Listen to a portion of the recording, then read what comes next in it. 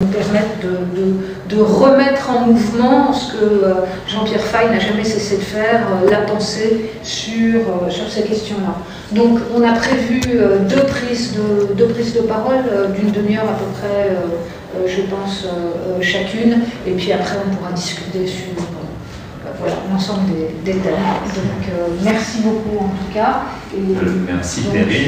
Je laisse la parole à François. Voilà, bonjour à tous, merci d'être là. Merci à Perry pour ce qu'on essaie de construire un format et ce qui se construit justement en discussion entre la pensée, l'exercice de la pensée, de la philosophie et la présence de l'archive, le recours à l'archive. Nous avions commencé l'an dernier avec Miguel Avançon, et cette année, en plus qui est l'année du centenaire de Jean-Pierre Faye, on voulait marquer, parce que à l'IMEC, Institut Mémoire de l'édition contemporaine, qui conserve les archives de Jean-Pierre Faye, qui vont arriver aussi, qui continuent d'arriver. C'est un gisement extraordinaire, vraiment, qui annonce beaucoup de recherches en philosophie, mais pas uniquement, parce que je crois que peut-être le gisement le plus au sens de la mine et de tout ce qu'on va pouvoir trouver, que la recherche va pouvoir trouver, qu'il s'agisse de la littérature, de son activité d'homme-institution, je dirais presque une institution à lui-même, puisqu'il va nourrir énormément d'activités intellectuelles et surtout la permettre, c'est-à-dire lui donner ses cadres, lui donner ses supports. Évidemment, il y a sa propre pensée, ses propres écrits, mais dans ses archives, on trouve tout cet ensemble, tout ce contexte et tous ceux qu'il a permis. Donc c'est vraiment une très très grande richesse. Je pense que c'est une œuvre qui va, et qui va aussi, et qui va se réinventer dans ses archives. On a fait les premiers travaux, parce que les premiers éléments que nous a confié lui-même Jean-Pierre Faye en 2008 à l'IMEC, c'était les éléments autour de la revue Change, beaucoup d'archives littéraires à l'IMEC. Donc il y a tout un travail qui a été fait déjà autour de la revue Change, et puis les travaux qui s'annoncent, en particulier avec le numéro cité, puisqu'on travaille aussi étroitement dessus. Une correspondance qui est une correspondance fleuve, où on trouve énormément de scripteurs, où on voit tout l'empan d'un homme qui a joué pendant un rôle immense dans la philosophie, dans la pensée. On le voit aussi, j'ai parlé de la dimension institutionnelle, parce que au sens historien du terme, c'est-à-dire que ce soit le Collège international de philosophie, que ce soit l'Université européenne de la recherche, ou que ce soit, parce que le NER Change est une sorte de petite institution instituante, on voit toute cette richesse en philosophie, vous allez nous en parler, en histoire, puisque donc Yannick Boss, c'est comme tu vas commencer en parlant justement de la dimension de la Révolution française, il apparaît aussi en poche grâce à Folio cette année, la Révolution française, la question des langages totalitaires, que tu vas évoquer, organiser, présenter, un livre un peu oublié, dont tu vas parler, mais aussi la poésie de Jean-Pierre Faye, les poètes qu'il a pu accompagner et faire naître, et quand on en parle, on se rend compte à quel point, j'en parlais à Martin Rueff par exemple récemment, on se rend compte à quel point Faye a fait connaître beaucoup de poètes, mais vraiment énormément qui aujourd'hui sont profondément actifs, que ce soit Daniel Colobert ou Haïli par exemple. C'est chez Faye, dans Change, qu'il a été défendu et qu'il est apparu. Je vais m'arrêter parce qu'en fait, ça peut être très très... On peut ne pas s'arrêter avec Faye, c'est ça qui est extraordinaire. On a quand même un timing et des délais de temps. Je voulais juste dire que la génération telle qu'elle est très présente dans les archives de l'IMEC, que des gens qui travaillent plutôt sur tel quel, ou sur Solers, ou sur Jacques-Henri, ou sur Denis Roche, vont revenir forcément, et là on voit déjà que ça commence, au rôle de Jean-Pierre Faye. Et donc c'était important de marquer cela.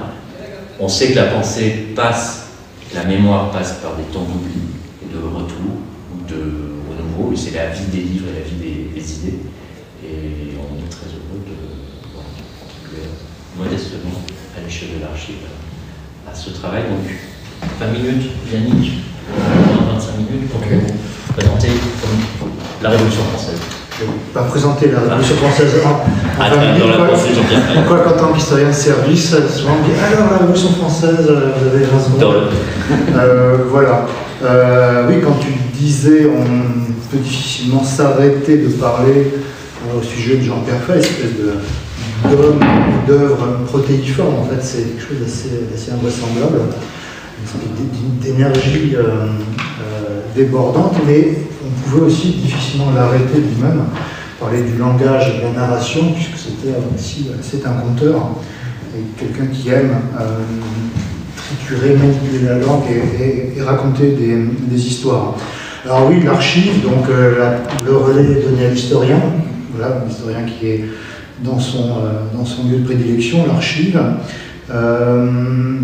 Donc c'est moi la Révolution française en tant que telle et que la singulière passion de Jean-Pierre Fay pour la Révolution française. Alors ça passe évidemment par le livre qu'on a réédité avec Emmanuel, puisque la question de la Révolution française y est centrale, mais je voulais plus particulièrement faire un sort à un énoncé qu'on trouve chez Jean-Pierre Fay, que l'on trouve dans le rapport bleu, qui a été le rapport par lequel a été institué le Collège international de philosophie, qui a été fondé en 1983, donc un rapport qu'il a écrit avec François Châtelet, Jacques Derrida et Dominique Lecourt, et Jean-Pierre Fay donc. Donc il explique la genèse du projet, les enjeux du projet et ce sur quoi pourrait s'ordonner, s'organiser ce projet. Et il dit, moi, si je devais m'investir quelque part dans ce projet, s'il y avait une section sur laquelle je voudrais particulièrement travailler, c'est une section qui concernerait, je le cite, l'investigation nouvelle sur la Révolution française. Donc dans la masse des sujets ouverts, dans ce qui l'intéresse plus particulièrement sur les langages, où il parle des langages totalitaires, en particulier, il dit non, ce qui va m'intéresser, c'est la Révolution française. Et de fait, il a organisé, à partir de 1985, je crois, un séminaire au sein du Collège international de philosophie qui était consacré au langage de la Révolution française. Et moi, j'étais étudiant à l'époque, et c'est là où j'ai rencontré, j'ai participé à ce séminaire avec Françoise Brunel, Florence Gauthier, Jacques Guillaumou, qui étaient mes enseignants en fait, où j'ai été ouvert finalement sur un objet d'historien à des perspectives qu'on n'imaginait pas à l'époque quand on lisait simplement les historiens. Et Jean-Pierre Fay s'investit sur la Révolution française, ouvre un séminaire dans lequel de jeunes chercheurs vont pouvoir commencer à travailler autour des langages de la Révolution française, mais autour de l'idée de philosophie et Révolution française, plus particulièrement. Donc associer les historiens à la philosophie, ce qui n'est pas forcément quelque chose qui se fait en France, en particulièrement depuis la fin du XIXe siècle, où il y a eu une séparation des facultés. Comme dirait l'autre, la faculté de philosophie étant distinguée de celle de l'histoire. L'histoire devient une discipline universitaire en sortant de la littérature et de la philosophie. Et donc là, on a une jonction qui se fait, à la fois avec un philosophe qui s'intéresse à l'histoire de la Révolution française et des historiens de la Révolution française, qui s'intéressent à la philosophie, non pas parce qu'ils sont philosophes, je n'ai aucune prétention à être philosophe, mais de fait, dans l'archive, puisqu'on parlait d'archive, il y a de la philosophie. En tout cas, il y a des catégories, des concepts, des notions, il y a du langage, qui n'est pas dans un corpus fixé et qui correspondrait à un corpus homologué par la faculté de philosophie, mais qui correspond simplement à de l'événement. Des prises de parole dans l'événement qui sont mobilisées de manière souvent complètement dissociée de tout ce qui est le corpus traditionnel des philosophes du XVIIIe siècle, par exemple. Et donc, quand on est historien et qu'on s'intéresse à ces mots, à ces catégories, dans l'événement, mobilisé par des acteurs dans ces années 80, on est un peu en dehors d'une logique de la discipline historique, hein, où non seulement on rejette, on ne s'intéresse pas trop à la philosophie, mais en plus à cette époque-là, on s'intéresse à une histoire qui est plutôt celle des grands déterminismes, une histoire qui s'intéresse aux structures, une histoire dans laquelle, indépendamment des acteurs, indépendamment des personnages, on va comprendre les rouages massifs hein, qui ordonnent les sociétés, une approche durkheimienne en fait du social, hein, et où le langage des acteurs n'a pas de sens. Et donc, s'intéresser au langage des acteurs à travers Jean-Pierre Fay, à cette époque-là, c'était quelque chose d'assez à la fois d'assez enthousiasmant et d'assez curieux par rapport à ce qui était cette manière de faire des historiens. Et je continue ce que dit Jean-Pierre Fay, je voudrais m'investir dans la Révolution française, donc il le fait dans ses séminaires, dans la Révolution française comme pensée philosophique, qui donne de l'écho à ce que je viens de vous dire, bien sûr, et dans la Révolution française comme impensée de la philosophie. Donc je finis la citation. La Révolution française comme pensée philosophique et comme impensée de la philosophie. Et de fait, si les historiens font peu d'incursions dans la philosophie, c'est l'autre département qui s'en occupe, hein, c'est le département des philosophes, celui de l'histoire des idées, et pas la 22e section des historiens qui va s'intéresser à ça. De même, les philosophes font rarement d'incursions dans ce champ-là qui semble être quelque chose de quasi incommensurable, très complexe, où on hésite finalement à entrer avec les outils du philosophe dans l'événement historique. Et le seul que j'avais en tête à l'époque, quand j'étais étudiant, pour moi c'était Bernard Grothuizen, philosophie de la Révolution française, donc publié au milieu des années 50, je crois, et quelque chose qui était pratiquement peu investi, peu documenté du côté de la philosophie, et donc Jean-Pierre Fay ouvre à ce moment-là quelque chose qui est très, très fructueux pour ces questions-là, fructueux jusqu'à aujourd'hui, puisque ce qu'il a essaimé à ce moment-là continue d'exister, et il y a une école en fait chez les historiens de la Révolution française, dont je suis un des représentants, qui poursuit dans la voie qui a été ouverte par Jean-Pierre Fay, justement autour des catégories mobilisées par les acteurs dans l'événement, catégories qui peuvent être mobilisées par des acteurs différents et qui ne diront pas la même chose sous les mêmes mots, et où on voit la Révolution française en fait comme un conflit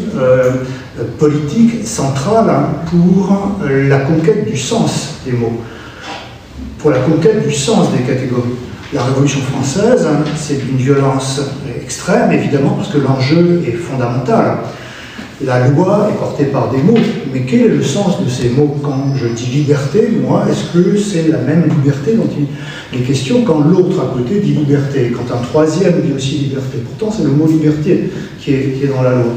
Donc définir ces catégories politiques, qui sont encore les nôtres, joue un rôle absolument central pour comprendre l'événement, sa dynamique au plus près des acteurs, et ça c'est quelque chose qui a pu commencer à être légitimé en quelque sorte par ce qu'a ouvert Jean-Pierre Fay à ce moment-là. Alors, pourquoi cet intérêt pour la Révolution française? J'essaierai d'être court, mais le premier élément qui me semble évident, c'est le contexte dans lequel nous sommes. Je serai assez rapide sur cette question. On a de la flûte qui nous accueille. J'imagine que c'est à l'extérieur. C'est bien, c'est très 18e siècle. Donc, Jean-Pierre Fay sur la Révolution. Pourquoi la Révolution française? Alors, il y a un élément qui est central pour un historien, mais également central dans la biographie de Jean-Pierre Fay, c'est sa connaissance amicale de François Furet, la manière dont ils ont partagé ensemble beaucoup de choses, des débats, ils étaient étudiants ensemble, hein, je crois, tout à fait, ils étaient lycéens ensemble, lycéens encore plus, c'est encore plus précoce. Et dans les années 70, François Furet a incarné, avec pensée à la Révolution française, en particulier en 1978, une interprétation de la Révolution française dans laquelle il va dire que finalement la matrice totalitaire que l'on va voir se développer au XXe siècle dans le stalinisme puis dans le nazisme, cette matrice totalitaire, elle est dans la Révolution française. Et donc la Révolution française n'est plus le lieu de la libération, mais devient le lieu de la domination. Et Jean-Pierre Fay venait de travailler sur, tu vas en parler, hein, sur les langages totalitaires. Et donc s'est intéressé à ces constructions, ces occidents dans lesquels on a une révolution qui peut être nationale. On peut avoir du nationalisme qui devient socialiste et où les mots, ce que vous disiez, finissent par être vidés de leur sens. Et il a également, avec la guerre du Vietnam et la propagande des États-Unis autour de la guerre du Vietnam, devant lui des dispositifs langagiers qui permettent de retourner le libérateur pour en faire finalement un tyran et de faire du dominateur le libérateur. Et il explique, après Chomsky d'ailleurs, que c'est là une manière d'organiser, d'utiliser le langage tel qu'on assiste à son empoisonnement, à son retournement. Et ce qu'il voit donc dans ce retournement, cet empoisonnement du langage dans le fascisme, dans le nazisme, il voit quelque chose en fait dans ce que François Furet et d'autres dans l'espace public de l'époque, dans le milieu intellectuel de l'époque, mettent en œuvre en retournant la Révolution française un moment de libération pour en faire un moment totalitaire, un moment de domination. Et la manière dont il va aborder cette question va être la matière de cet ouvrage pour, à travers un personnage qui est central dans le récit de la Révolution française, mais qui est également central dans le récit de la Révolution française comme totalitarisme, à travers Robespierre, donc, il va montrer que Robespierre n'est pas celui qui serait à l'origine, qui serait le jouet d'un langage totalitaire, mais au contraire quelqu'un qui fabrique des filtres de liberté qui permettent de lutter jusqu'à aujourd'hui contre ce totalitarisme. Donc il y a un premier enjeu qui est un enjeu à la fois politique au sens large dans la France des années 70, puisque la construction de la Révolution française comme totalitarisme est appuyée à une critique du stalinisme du Parti communiste à l'époque. Donc la Révolution française est totalitaire. Pourquoi? Parce que le Parti communiste s'en réclame, se réclame du jacobinisme. Le jacobinisme a été un outil fort et puissant dans le stalinisme. Et donc, par contagion, en fait, on aurait une espèce de continuum logique entre jacobinisme d'un côté et stalinisme de l'autre, qui serait l'explication de l'incapacité qu'aurait le Parti communiste à l'époque à reconnaître la logique du goulag, les logiques totalitaires, etc. Et Jean-Pierre Fay, dans le bouquin qu'il m'a montré, dans son édition du bouquin de Furet, annote ce que raconte Furet, et dans une marge, il met Furet stalinien.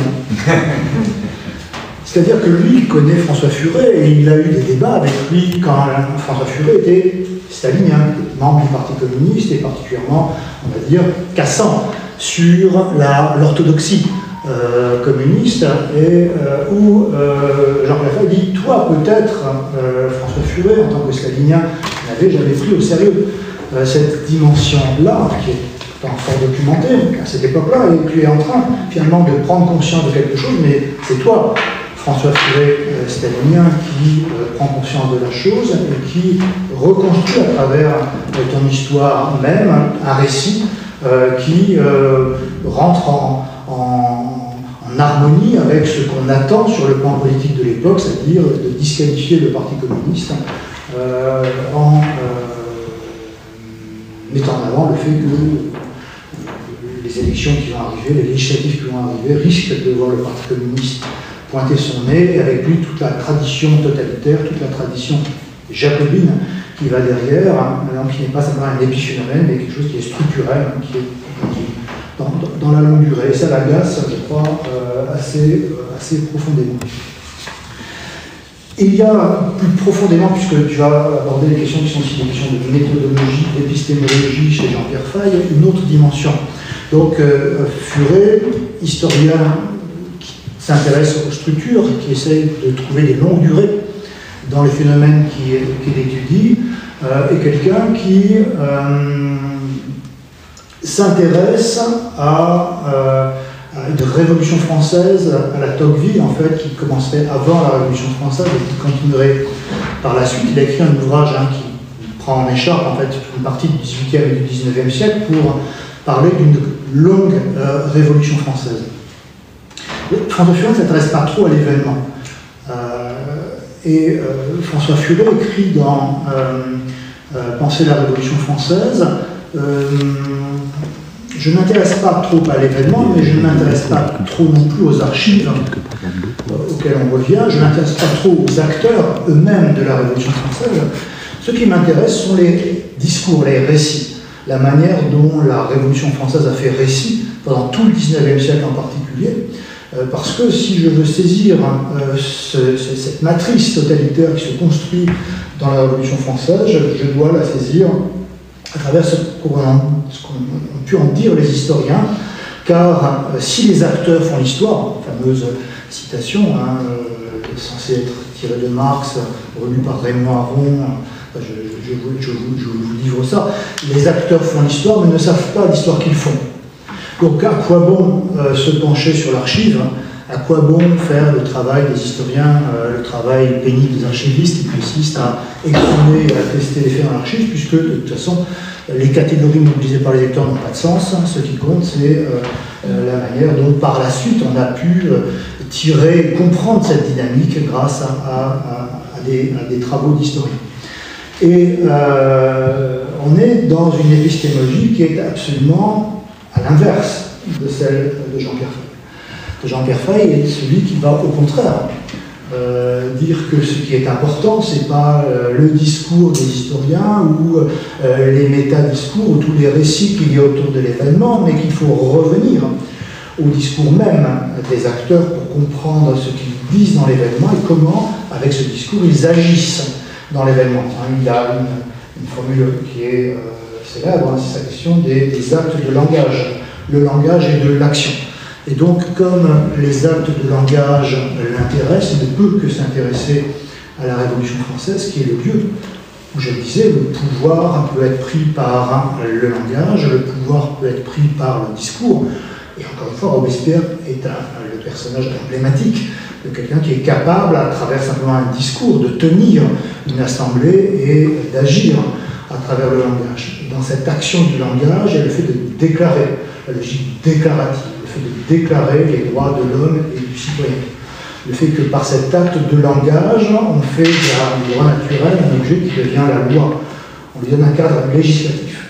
Et c'est toute une ouverture qu'il y a chez Jean-Pierre Faye qui va prendre le langage des acteurs au sérieux et faire comprendre aux historiens que la Révolution française est un formidable laboratoire d'élaboration des langages et d'un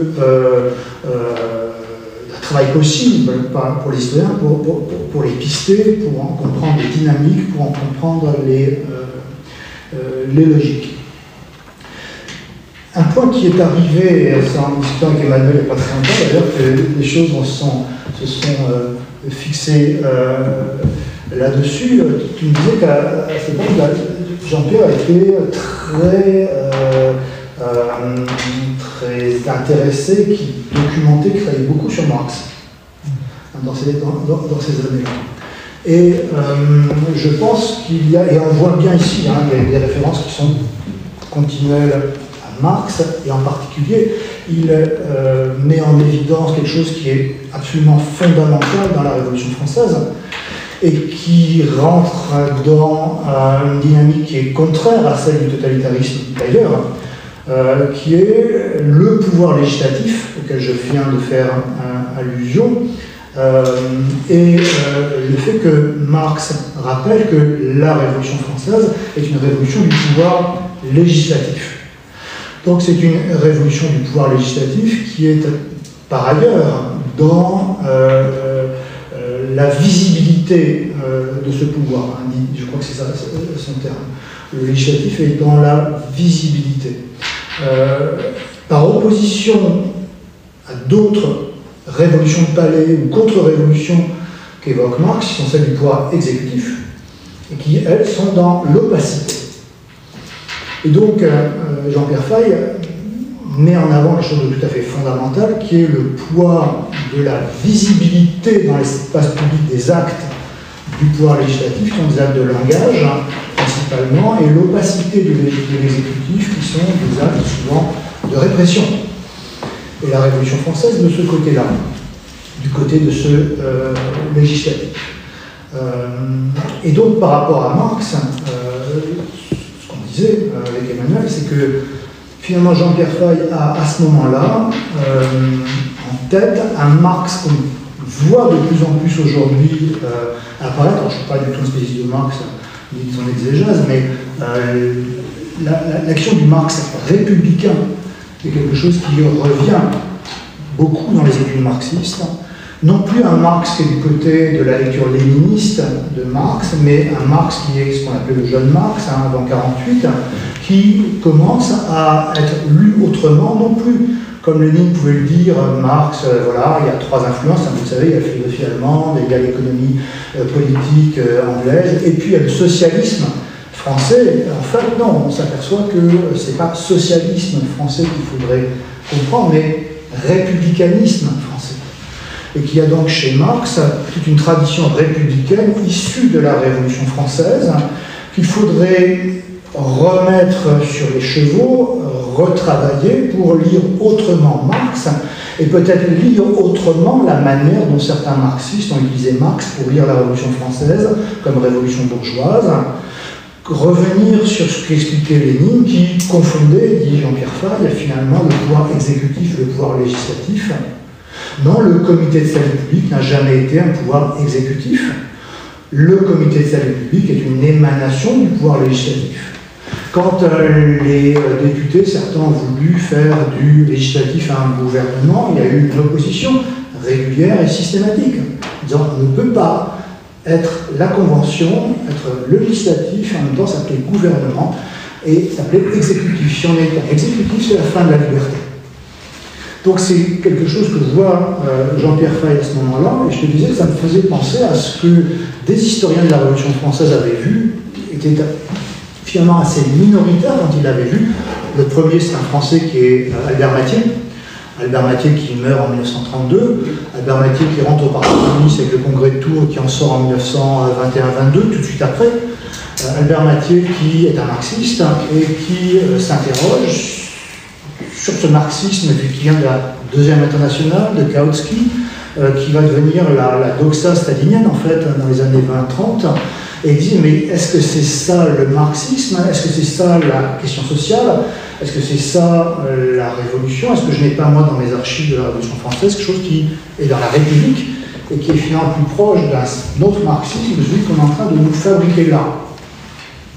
1950, 1960, un autre historien anglais, cette fois-ci, E.P. Thompson, Edward Palmer Thompson, qui lui aussi est marxiste, sort du Parti communiste anglais et se dit il y a quelque chose qui ne va pas dans cette lecture du marxisme. Est-ce que je n'aurais pas dans la tradition républicaine des éléments qui me permettraient de penser autrement une révolution sociale, autrement quelque chose qui est dans le programme de Marx, et lui va travailler plus particulièrement, Mathiez sera sur Robespierre et Thompson sera sur le mouvement populaire anglais à la fin du XVIIIe siècle. Et donc, voilà, il y a dans ce travail que fait Jean-Pierre Faye à cette époque, l'intuition, le troisième homme en quelque sorte, l'intuition à ce moment-là, il y a une voie qui n'a pas été foulée, qui pourrait être extrêmement féconde, à travers laquelle on pourrait remettre en cause des interprétations des récits, des narrations dont nous sommes les héritiers et qui finalement nous immobilisent, nous empêchent de penser. Et il y a, je finirai là-dessus, un énoncé que j'aime beaucoup et qui m'a engagé en fait dans ma recherche en tant qu'historien, et qui montre la distance qu'il prend par rapport à cette tradition, à cette lecture de la Révolution française héritée d'un certain marxisme standard, hein, c'est son expression, il a bien parlé d'une lecture standard de la Révolution française, qu'elle soit libérale ou qu'elle soit marxiste. Hein. Il dit le récit standard de l'histoire a fait à la Révolution russe un cadeau empoisonné, il lui a donné la terreur sans les droits de l'homme. Et dans cet énoncé, il y a l'idée qu'il ne faut pas séparer terreur et droits de l'homme comme on l'a fait, comme on l'a appris, mais les penser ensemble la terreur et les droits de l'homme, c'est-à-dire reconsidérer ce qu'on appelle terreur et peut-être reconsidérer ce qu'on appelle droit de l'homme comme droit bourgeois, pour voir que dans l'événement révolutionnaire, les deux se trouvent penser ensemble. Là, je vais finir là-dessus, j'étais un peu long. C'est parfait, merci beaucoup. Merci à vous.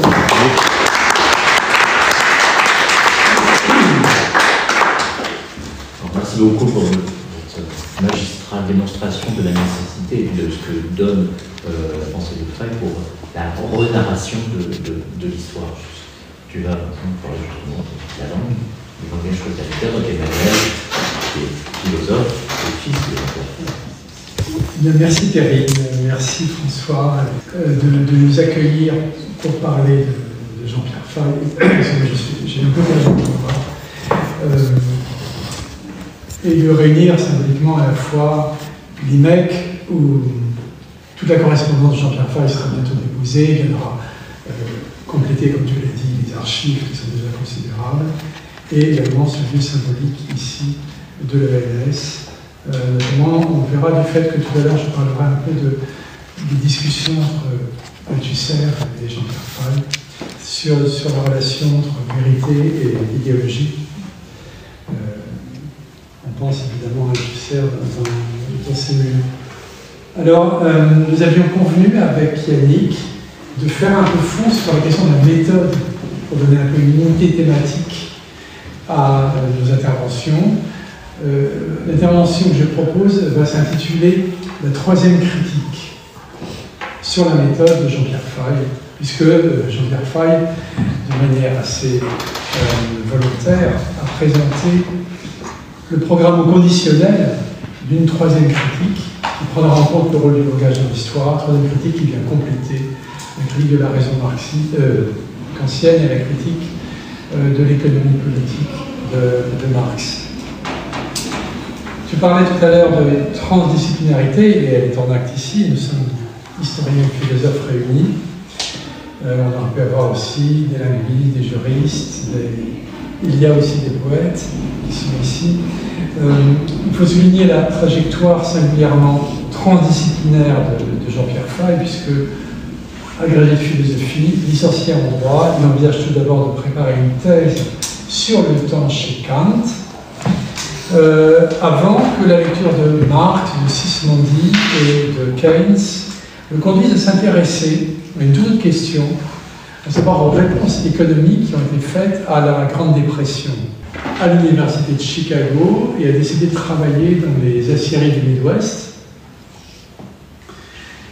À partir de là, Jean-Pierre Faye se demande pourquoi la crise de 29 a suscité une politique de gauche avec le New Deal américain et tout au contraire une contre-révolution d'extrême droite en Allemagne avec la venue au pouvoir de Hitler.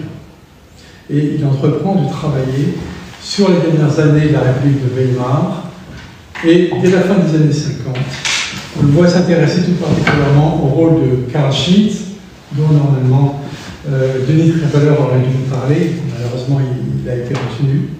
Carl Schmitt, qui alors est à peu près inconnu ou oublié en France. Carl Schmitt, dont le rôle dans la montée en puissance des langages totalitaires va être exploré par Jean-Pierre Faye dans son livre peut-être majeur, dans les langages totalitaires, paru en 1972. Contrairement à Hannah Arendt, qui cherche à caractériser l'essence, le totalitarisme, et considère assez curieusement que l'Italie fasciste ne serait pas totalitaire, Jean-Pierre Fay retrace la circulation des récits qui conduisent de la formule fasciste du Stato totalitario mussolinien et gentilien à ce que Schmitt nomme la formule éclairante et agissante du Totaler Staat en novembre 1932, formule reprise à sa grande joie, il dit sa joie dans son journal intime, par le Führer en personne en octobre 1933. Et donc, à travers cet exemple, Jean-Pierre Fay veut montrer comment les récits contribuent à produire l'événement en analysant cet effet dans l'histoire. Alors évidemment, il n'est pas question de retracer les détails de cette recherche, simplement d'élucider quelque chose de la méthode et du mode d'écriture mise en œuvre dans les langages totalitaires, et je me limiterai à évoquer quelques éléments de deux livres. L'introduction au langage totalitaire, théorie du récit, qui a été réédité en poche et puis chez Hermann, et un autre livre très oublié qui est extrêmement précieux, de 1973, La critique du langage et son économie. Alors c'est un livre qui a toute une histoire, parce qu'il paraît chez Galilée en 1973, comme premier volume d'une série qui s'appellerait Langue, avec Jean-Pierre Fay, Jacques Roubaud, Jean Paris, Janine Verdes-Leroux. Une série qui n'aura pas de suite, parce que cette année-là, Galilée bascule dans une autre direction, qui est celle de la philosophie en effet, c'est-à-dire la collection initiée par Derrida, Labarthe, Nancy. Galilée devient l'éditeur de la déconstruction.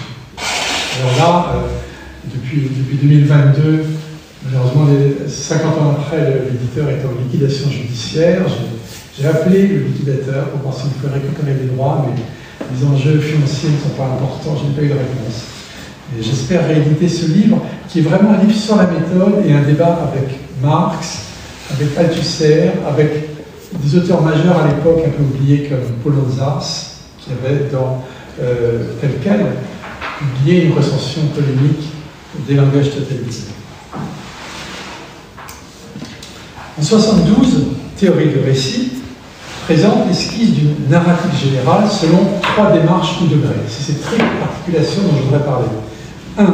Sociologie des langages. 2. Sémantique de l'histoire. 3.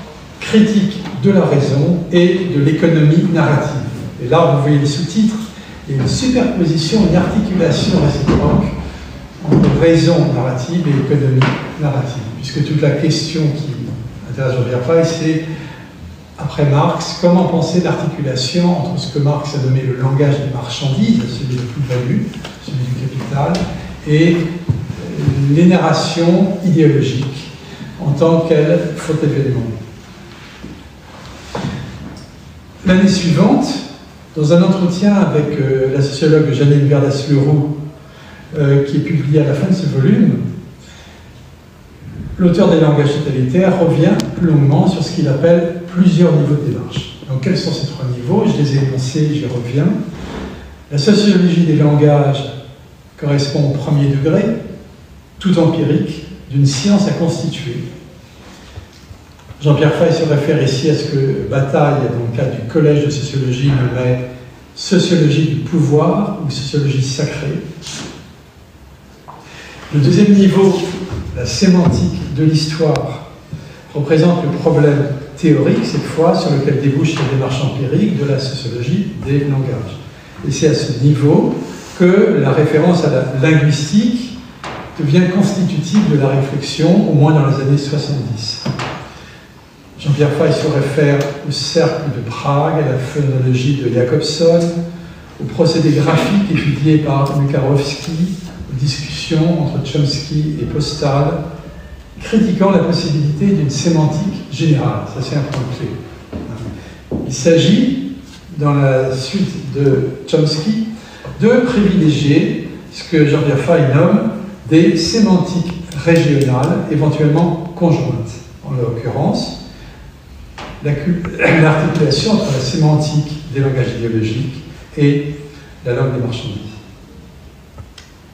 Le troisième degré, celui de la critique de la raison et de l'économie narrative, représente le niveau proprement philosophique, à condition d'entendre la philosophie après Kant comme une critique élucidant les conditions de possibilité de toute connaissance. Son objet est la mise en évidence, je cite Jean-Pierre Faye, des conditions de la production et de la circulation des récits. Et pour cette critique de la raison narrative, il s'agit de prendre la forme de ce qu'il nomme une narration critique. Vous voyez, la position n'est pas du tout la même que Kant, parce que Kant réfléchit sur une science constituée qui est la science newtonienne, alors que Jean-Pierre Faye travaille en relation avec une linguistique qui se constitue, de Jacobson à Chomsky, mais pour lui, cette narration critique, éclairant la sémantique de l'histoire, et représente une science à constituer. Donc, il est dans le conditionnel et non pas dans la républication. Alors, c'est là qu'intervient le débat avec Althusser sur vérité et idéologie. C'est-à-dire qu'à l'arrière-plan de toutes ces investigations, et tout à fait dans l'esprit de l'époque, où dans l'optique du structuralisme, on parle constamment de théorie de science, on trouve la sentence fameuse de Marx, 11e thèse sur Feuerbach, sur l'existence d'une seule science, la science de l'histoire. Même si, on le sait, Marx barre la formule, cette formule est au cœur de la réflexion d'Althusser. Mais, à la différence d'Althusser, Jean-Pierre Faye ne fait pas de cette science de l'histoire un postulat pour l'opposer à la philosophie reléguée du côté de l'idéologie. Il s'interroge, je veux dire, sur les conditions de possibilité d'une science à constituer, dont il parle co-conditionnel. Et cette problématique est également en discussion critique avec le structuralisme. Jean-Pierre Faye a beaucoup appris des cours de Lévi-Strauss, dont il avait suivi l'enseignement au Musée de l'Homme, mais il estime son analyse des structures de parenté trop statique. La critique porte également, notamment à travers un court texte qui conclut le volume, qui est rédigé par Mitsu Rona, linguiste chomskienne, qui était dans le groupe dont j'ai parlé. Cette fois-ci, la critique porte sur le textualisme de Roland Barthes et la séminanalyse de Julia Kristeva, en ce qu'il perdrait de vue l'articulation de l'écriture et du réel au profit du plaisir du texte ou du postulat selon lequel le sens se trouverait déjà tout entier dans le signe. Alors que Jean-Pierre Faye, il en parle à la fin d'un entretien avec Jérôme Garcin à la suite de l'apparition du langage totalitaire, à la suite de l'apparition en 82 de Terreur, tolérance, violence. Les mots en eux-mêmes ne sont pas directement porteurs de sens. C'est en tant qu'ils sont pris dans la circulation d'une narration et qu'ils se déplacent dans une sémantique régionale qu'ils deviennent véritablement signifiants. On peut dire que, donc, dans une perspective marxiste repensée, où la science de l'histoire ne peut se constituer que comme critique de l'économie du langage, c'est sur cette articulation entre discours idéologique et processus économique que porte l'interrogation. Ce qui caractérise cette écriture, c'est que la narration critique mise en œuvre imbrique en eux les trois niveaux distingués: sociologie du langage, sémantique de l'histoire, critique de la raison narrative, selon cette perspective d'une troisième critique que j'ai déjà présentée. Et là, il y a, à la fin de l'entretien avec Janine Bernard-Leroux, il y a une sorte de justification de la méthode en référence à Marx qui mérite d'être lue, page 180 de la critique du langage et son économie. Jean-Pierre Faye écrit ceci: pas plus que Marx ne fait tantôt de la théorie, tantôt de la sociologie empirique, tantôt de la critique philosophique, dans le Capital, dans la critique de l'économie politique, mais passe du modèle abstrait de la théorie de plus-value à la sociologie de la journée de travail dans le même mouvement de la critique, parce que précisément, la théorie de la plus-value est alimentée et développée par la sociologie de l'exploitation du surtravail. Donc, cette triple articulation, Jean-Pierre Fay en trouve déjà une préfiguration dans le mode d'écriture de Marx. On voit donc sa perspective méthodologique. Les sémantiques étant toujours régionales, elles s'articulent nécessairement à une sociologie empirique qui étudie et rapporte le langage en question. Et l'articulation entre ces deux démarches de degré, c'est la narration critique qui la permet.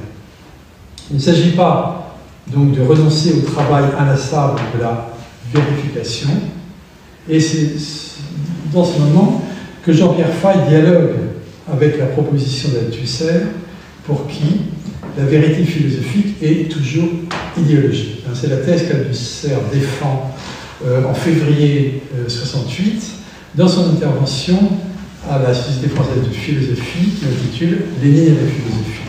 Et en 73, toujours à la Société française de philosophie, Jean-Pierre Fay répond par une conférence qui prend pour titre ce qui va être le titre du livre La critique du langage et son économie.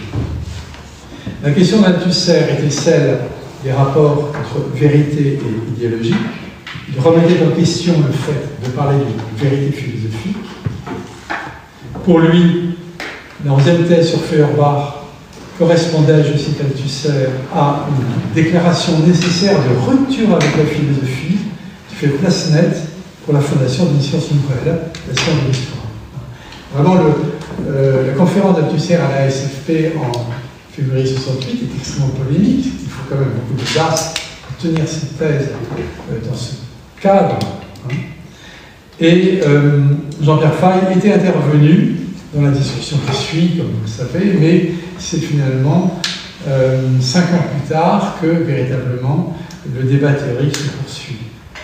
Également, dans une lettre qui est dans l'IMEC, une lettre inédite de 6 pages, qui est de mars 68, où Jean-Pierre Fay écrit à Althusser qu'il s'agirait de discuter sur la différence entre la notion idéologique de vérité et les opérateurs scientifiques de la vérification.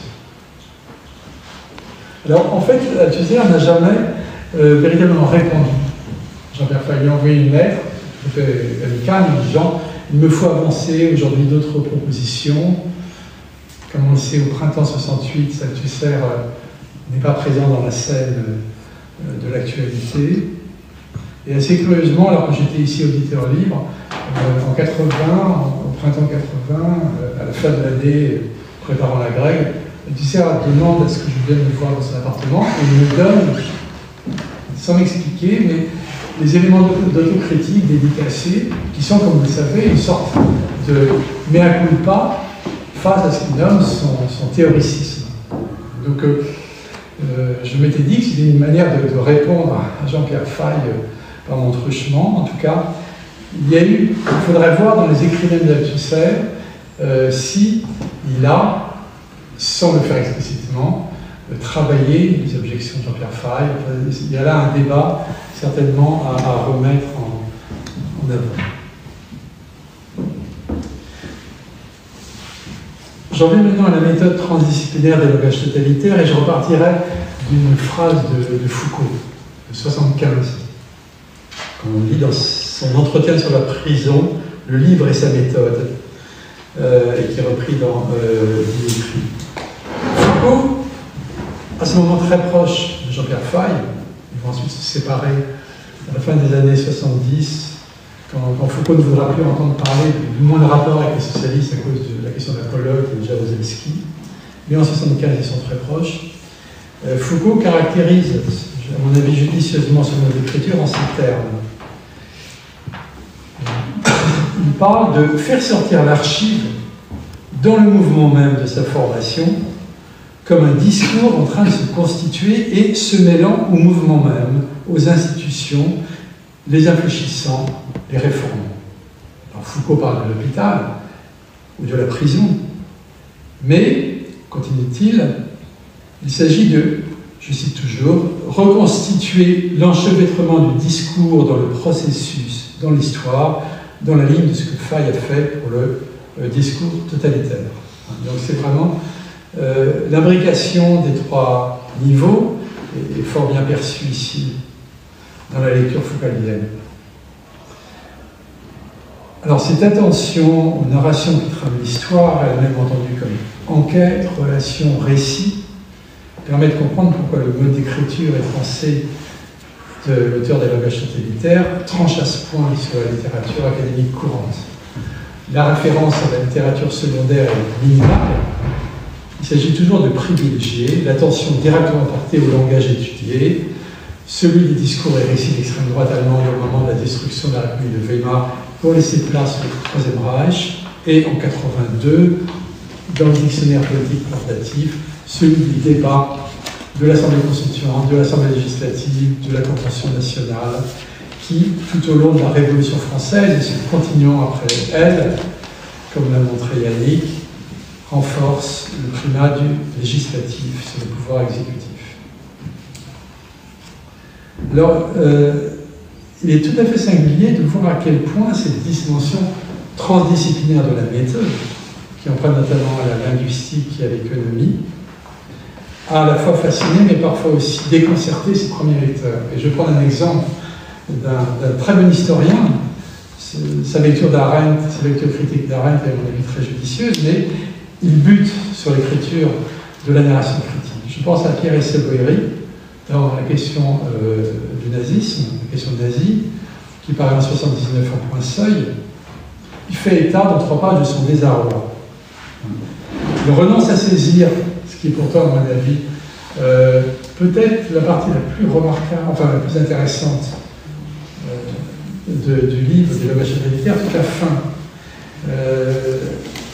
L'articulation du récit idéologique et de la réalité économique à propos de la politique de financement par Jalmar Schacht, le ministre de l'économie de Hitler de 1933 à 1937, du réarmement d'Allemagne, une question bien actuelle. Schacht, finalement, dit autre chose que ce qu'il fait. Et évidemment, il n'est pas question de dire qu'on est en train de financer, en émettant des traites, les effets Belfaux, un réarmement qui est interdit par la société des nations. Donc il faut tenir un tout autre langage.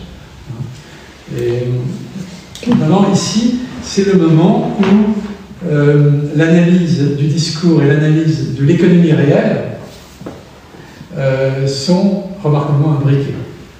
Mais Essagoiri Karl, bon, il y a certains points qu'il voit très bien, mais il est aussi intrigué par ce qu'il nomme les termes d'électricité. Quand, avec le fer à cheval des partis, l'auteur des langages totalitaires décrit le champ politique avec les 2 pôles d'aimantation, NSDAP hitlérienne, KPD, comme semblable au circuit d'un oscillateur de Hertz. Et évidemment, on comprend la difficulté d'un historien classique, hein, on ne peut pas en faire reproche à Essagoiri. S'agit-il d'une métaphore? S'agit-il d'une causalité explicative? Cette dimension transversale de la pluridisciplinarité, ici, le déconcerte. Alors, la synthèse, à mon avis, la plus complète du livre, Langage totalitaire, on la trouve dans un compte-rendu, une recension de Janine Verdas-Leroux, qui s'intitule « Sociologie des langages et État totalitaire », ce qui lui permet de poser vraiment les questions les plus pertinentes. Ça permet à Jean-Pierre Faye de réaffirmer son articulation des 3 niveaux tout à l'heure indiqués. Et il a cette phrase très importante autour de laquelle je nourrais mon dernier développement.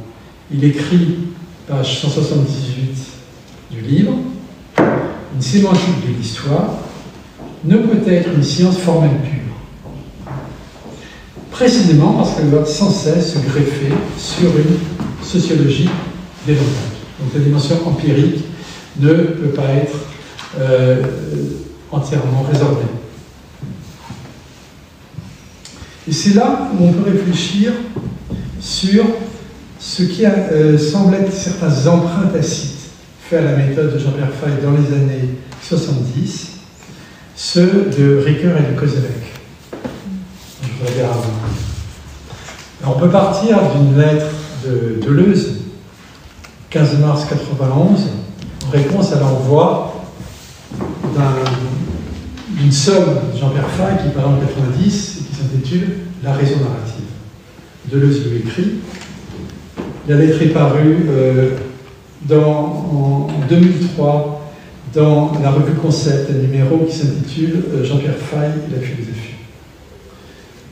C'est une grande joie quand un ami écrit un si beau livre. Je crois que La raison narrative est un grand livre avec une composition extraordinaire, des lieux qui sont les tiens, des concepts que tu as su créer et on t'a pris volé, un régime de lumière et le transformat qui me semble d'une grande richesse. Ce livre m'enchante et je suis sûr de son importance.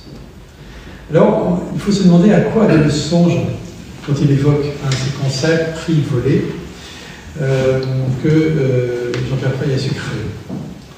On ne peut pas répondre pour lui, mais la question est posée, et je voudrais un peu interroger cette question. Alors, il ne s'agit pas de dénoncer des emprunts, la vie intellectuelle est tissée d'emprunts, nourrie d'emprunts, mais de discerner les écarts méthodologiques et théoriques qui se manifestent dans ces emprunts-là. Écarts qui peuvent être aussi idéologiques et politiques.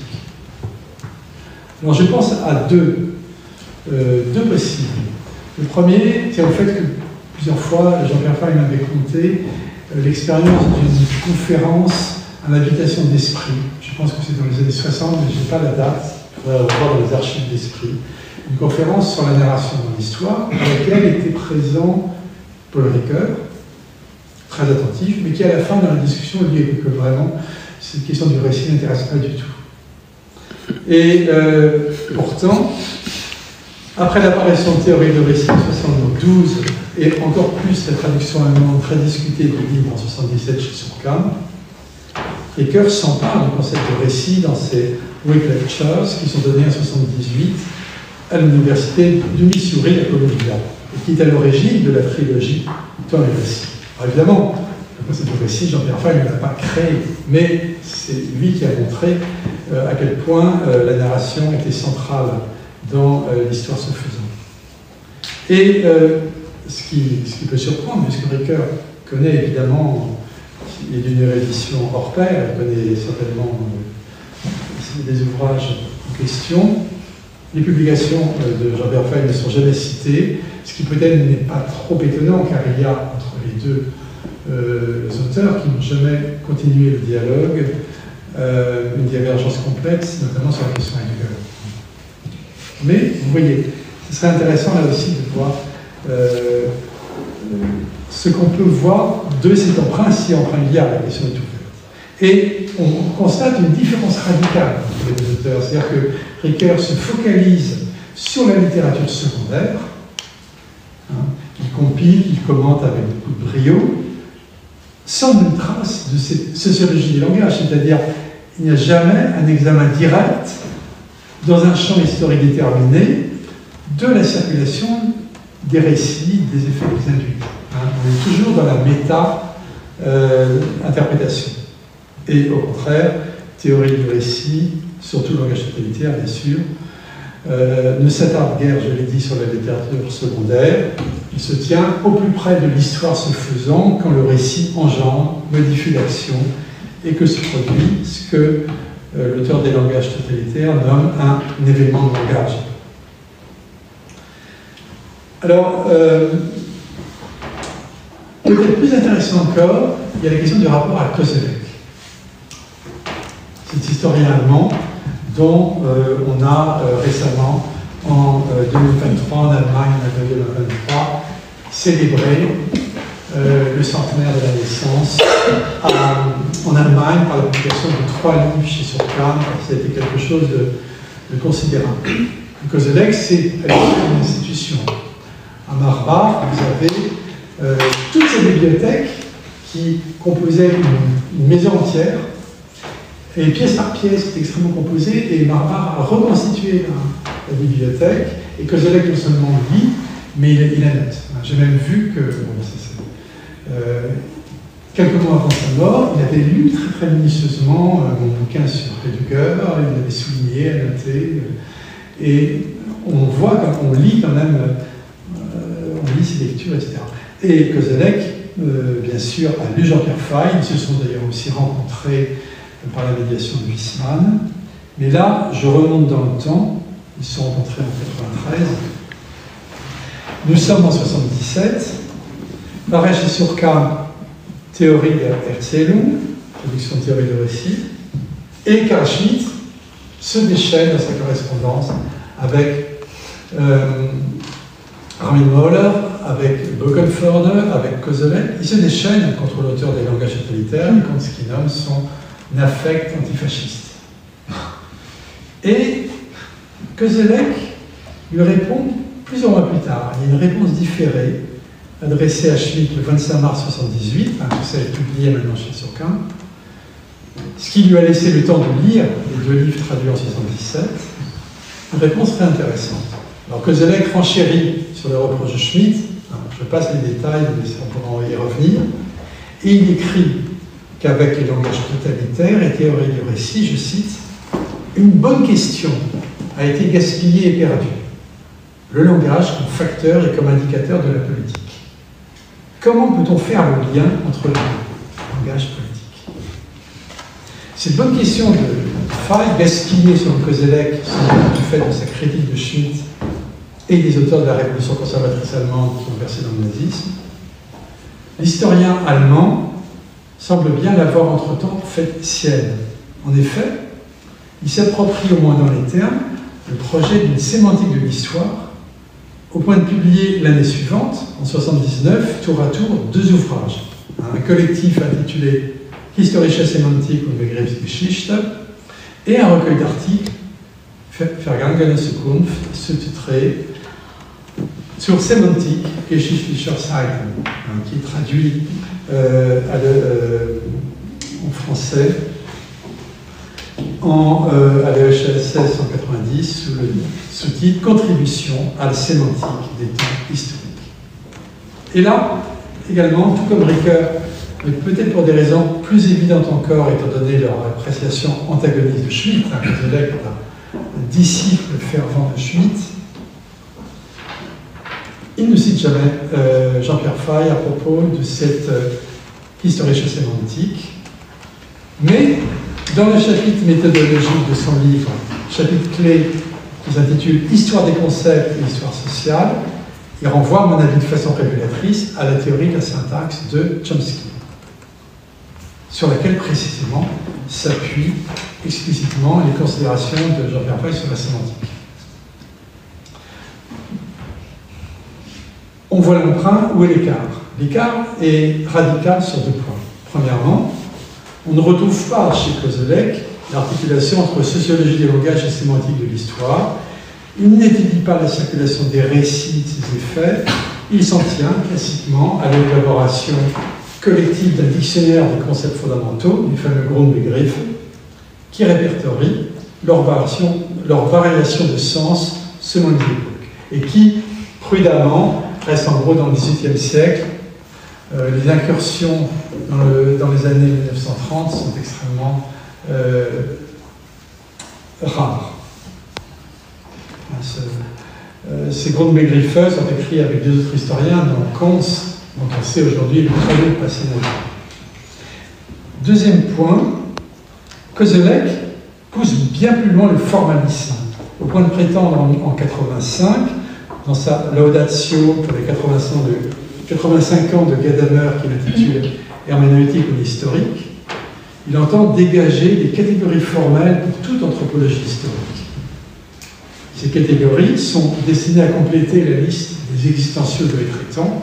Il n'y a pas seulement le devancement de la mort, il y a aussi le Totschlagen können, le pouvoir tuer, et la distinction schmittienne aliénée, que Koselleck entend désidéologiser, prendre comme une catégorie purement formelle, alors même que, surtout dans l'édition de 1933 du concept du politique, édition toujours oubliée, Schmitt envisage froidement, à travers cette distinction, la destruction physique de l'ennemi existentiel.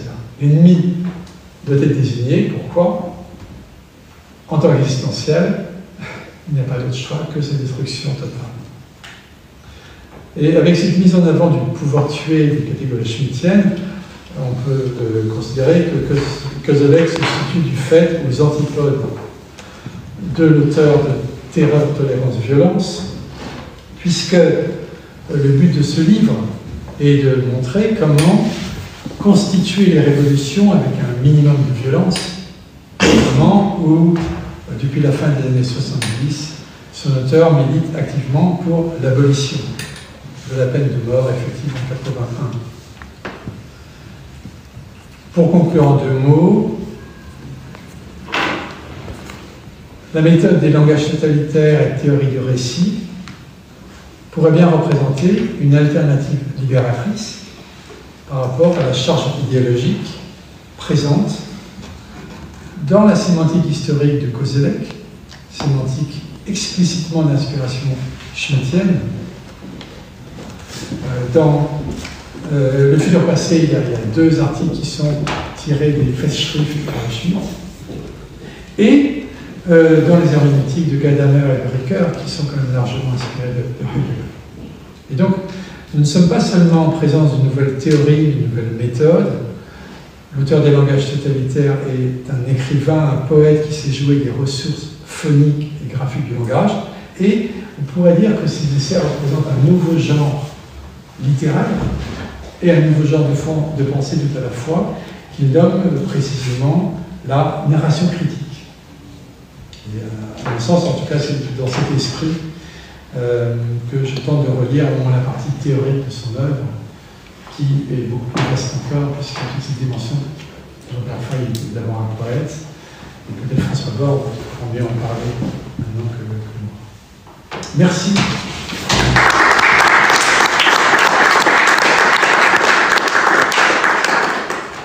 Merci beaucoup. Merci d'avoir respecté le temps, ça on va pouvoir échanger. Si vous avez des questions, peut-être le temps de préparer. Moi j'ai une remarque et plusieurs questions. Peut-être commencer par Emmanuel, dans le fil de ton intervention, et puis des petites questions d'historien pour l'historien. Tu dis poète, et c'est vrai que dans la présentation, on n'a pas évoqué aussi l'importance du romancier. Est-ce que tu pourrais revenir là-dessus et sur l'influence et les circulations entre le romancier et le philosophe? J'ai aussi noté cette surprise où tu as dit le désarroi de Pierre Essebeu, le désarroi de l'historien, et qui est, à mon avis, très intéressant parce qu'il me semble que son désarroi vient de ce hiatus entre je dirais la méthode et le style. Et ça, c'est certainement quelque chose qui a beaucoup joué, à la fois dans et qui joue dans une certaine difficulté des historiens, mais aussi des philosophes, d'identifier ce que tu appelles ce nouveau genre de la narration critique. Est-ce que tu pourrais revenir là-dessus, sur ce hiatus, et expliquer comment ça peut marcher, comment on peut le redécouvrir aujourd'hui, en essayant de reconstituer toutes les facettes, et toutes les approches, et tous les styles de Jean-Pierre Fay. Dans les années 60, Jean-Pierre Fay, puisque j'étais enfant, je voyais un peu, il en parlait un petit peu, mais il ne parlait jamais des livres qu'il était en train d'écrire, mais quand même, travaillait, enfin il le dit lui-même dans ses entretiens avec Philippe Boyer, qui sont parus sous le titre « Commencement d'une figure en mouvement » en 80, qui est vraiment un livre très éclairant. Quand il allait travailler à Fribourg ou à Gênes, dans les archives allemandes ou italiennes, il travaillait en bibliothèque jusqu'à la fin de l'après-midi et il constituait ce corpus pour une sociologie des langages. Et le soir, tout basculait, et là c'était le romancier qui prenait le relais, et notamment qui écrivait ce livre sur les Berlin coupé en deux, l'Écluse, qui a pris le d'or en 1964. Et l'expérience ici du romancier et celle de l'explorateur des langages sont en parfaite continuité. Ce qui permet à Jean-Pierre Faye, dans le langage totalitaire, d'accorder la plus grande importance à des auteurs comme par exemple von Salomon. Von Salomon, dont les romans, Les Réprouvés, le questionnaire, Fragebogen, sont des textes clés pour comprendre ce que fut, ce que Armin Moller a amené de manière très instrumentale la révolution conservatrice. Donc, alors on s'en rappelle aussi, c'est un point que Jean-Pierre Faye n'avait pas creusé, mais c'est Jean-Luc Évard qui, sur sa trace, a essayé de travailler. Goebbels, par exemple, a commencé par écrire un roman qui s'appelle Michael. Et Évard a essayé d'aller voir ce qui se construisait dans sa pensée. Donc, certains des acteurs eux-mêmes, parce que von Salomon, il est condamné à la prison pour l'assassinat de Rathenau. Donc c'est un acteur de l'extrême droite qui est, dans l'histoire se faisant, il est la plus cruelle. Ici, on voit bien que on ne peut pas, effectivement, séparer complètement un corpus purement théorique d'un corpus qui serait littéraire. Vous savez que l'expression même de révolution conservatrice vient de Thomas Mann. Donc il faut effectivement, il fallait quelqu'un comme Jean-Pierre Faye, à la fois romancier et lecteur des discours idéologiques, pour travailler dans cette continuation. Ce qui déconcerte Saubery, ce qui, depuis les années 70, peut-être grâce à ce genre de travail, ne déconcerte moins aujourd'hui. Il y a une autre dimension, en fait, qui est la langue même de Jean-Pierre Faye. En fait. Voilà. C'est-à-dire l'ellipse, la métaphore, des choses qui sont très court-circuitées, en fait, qui ne sont pas dans le récit habituel, la construction de la preuve. Tu disais le débat qu'Althusser sur la manière. C'est-à-dire que. Et il ne met pas de note de battage, par exemple. Donc il y a une manière de proposer un discours savant et scientifique avec un langage qui n'est pas le langage standard de la science, qui, à mon avis, peut totalement déconcerter. Et qu'en même temps, c'est un effort d'écriture qui ouvre de la liberté, en fait, dans le texte. C'est une démarche politique aussi. C'est une démarche politique, mais qui, en termes de recherche, c'est une démarche heuristique également. Donc on peut s'engouffrer dans des choses qui sont simplement esquissées, ou qui sont contournées, ou qui sont pliées pour avancer, en fait. Ce qui est... c'est plié dans ces énoncés. Il y a des énoncés comme ça que j'ai conclu sur le cadeau empoisonné qui a été fait à la Révolution russe. Bon, ça fait partie de ces énoncés qu'il faut déplier pour en comprendre en fait la fécondité en termes de recherche historique très classique, c'est-à-dire attestés dans l'archive un certain nombre d'éléments qui sont là simplement dits, lancés en fait comme une poésie. Oui, il convoque tous les styles et tous les genres en fait. Et pour la Révolution française, est-ce qu'il pourrait revenir sur le père Duchesne? Parce que justement, quand il revient sur les discours des acteurs, il fait un retour, mais il fait des allers-retours en fait. En permanence, peut-être revenir sur ce. Et là, il y a la dimension du théâtre. Et voilà. Puisque, en fait, Jean-Pierre Faye a eu deux expériences comme dramaturge. La première, c'est en 1965. C'est Pierre, qui est monté par la compagnie Renaud Barrault au théâtre de l'Odéon par Roger Blin. Et autant son œuvre de romancier avait été très bien accueillie, autant là, il va être sabré, en fait, par dans le monde. Et il faudra attendre 1984 pour qu'il y ait une autre expérience théâtrale qui va être une grande réussite. Ça sera les grandes journées du Père Duchesne. Il va, à partir, en prenant les textes mêmes de ces petits fascicules du Père Duchesne, construire une dramaturgie qui sera incarnée en plus par un excellent acteur, Marcel Maréchal, Tel de la Criée. J'ai un peu relu Hommes et Pierre. C'est extrêmement intéressant et c'est complètement actuel, parce que Hommes et Pierre, c'est le problème du rapport entre la Finlande et l'URSS. Qu'est-ce qui se passe en Finlande? Est-ce qu'on a une révolution, une fausse révolution qui manipule, etc. On est absolument aux frontières de l'Europe dans une situation qui est la nôtre aujourd'hui. Je trouve que c'est vraiment une pièce qui mériterait d'être revue.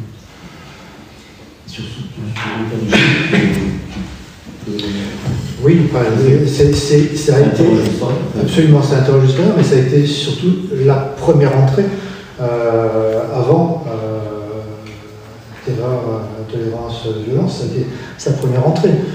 Il a lui-même fabriqué des paires de chaînes. Donc il a refait du père du chêne dans le contexte de la France des années, la fin des années 70 au début des années 80, et dans du chêne, il y a quelque chose qui rentre dans une dramaturgie avec trois acteurs principaux. Duchesne, le père du chêne, c'est-à-dire Hébert, les hébertistes, Danton, donc après les exagérés du père du chêne, le langage de la foire, le langage des tréteaux, le langage carnavalesque, le langage ubuesque, outré d'Hébert. Il y a le langage en repli tiré de Danton, et entre les deux, il y a Robespierre. Enfin, donc il y a quelque chose qui peut se jouer là, et qui est une dramaturgie. Et dans le père du chêne, il y a une tension que l'on va retrouver ailleurs, mais qui pour lui est bien plus marquée chez Duchesne, justement du fait de la nature, du récit ordurier, de la prise de parole carnavalesque, quelque chose qui nous dit, dans l'outrance en fait, le fondamental dans ce qu'est le langage de la terreur. C'est-à-dire effectivement un langage de l'outrance, un langage de la violence, porté, dit Jean-Pierre Fay, par Hébert, qui par ailleurs est quelqu'un qui pense pour des droits à donner aux Juifs, qui en même temps pense contre l'esclavage. Donc on est dans ce langage terrorisant, outrancier, violent, mais qui est justement celui du tréteau, et qui devient un langage politique dans la Révolution française lorsqu'on passe par tous ces filtres pour comprendre en fait que Duchesne, c'est un personnage populaire qu'on voit au XVIIIe siècle, qui est toujours emporté face aux injustices, et donc c'est cette idée de justice, cette idée de filtre de liberté qui passe dans Duchesne, alors que son langage, a priori, nous amènerait plutôt du côté du totalitarisme et de la crainte, qui était celle de Duchesne, est la bonne incarnation en fait de cette tension sur laquelle travaille et tension sur laquelle il travaille en philosophe, en poète, en écrivain. Et en écrivain, et quelqu'un qui est également un dramaturge, quelqu'un qui est... Donc il travaille sur... Il revient dans les discours et qu'il les pratique, en fait, il revit aussi. Il les revit, il les digère, il les régurgite, il les reconstruit, et il les reconstruit dans le présent. Il les reconstruit dans le présent en reprenant aussi des pratiques révolutionnaires de ceux qui s'occupent d'imprimer, de s'occuper aussi de la production matérielle. Parce qu'on voit dans les archives, ça... Oui, tout à fait, il est dans tout le circuit, dans sa matérialité. Et donc c'est une histoire qui est toujours très vivante, ça aussi c'est quelque chose d'intéressant. C'est-à-dire qu'il sort de cette catégorie de révolution bourgeoise en fait. Une histoire qui est enfermée dans le passé de la révolution bourgeoise, une histoire qui est finalement muséifiée, qui est plastifiée dans un coin, un musée de cire, quoi. Pour en faire un objet extrêmement vivant qui nous permet de comprendre notre époque. Ça aussi, ça a été très fécond. Et là, il est très historien, c'est Marc Bloch. C'est-à-dire que je ne peux pas être un bon historien si je ne suis pas de mon temps. Si je ne suis pas poreux au monde qui m'entoure, je ne suis pas une éponge sensible à ce qui est autour de moi pour comprendre le passé. Donc il y a ça aussi chez Jean-Pierre Fay. Et puis en plus, il y a le retour. L'idée que voilà, on est devant un savoir qui n'est pas mort simplement, qui n'est pas dans le passé, mais qui est tout à fait présent. À partir duquel on peut agir et penser dans le présent. Et là encore, ça sort la tradition républicaine que j'évoquais tout à l'heure, de sa muséification, de son affadissement en fait, dans lequel on est aujourd'hui, puisque le républicanisme sur lequel je travaille moi est aux antipodes de celui qu'on voit dans l'espace public aujourd'hui, donc c'est exactement le contraire. C'est un langage fondé sur la non-domination. Donc tout ce qui est woke, pour dire les choses à la bouche, qui est considéré comme anti-républicain aujourd'hui par un certain nombre d'acteurs politiques, correspond à la tradition républicaine dans son historicité.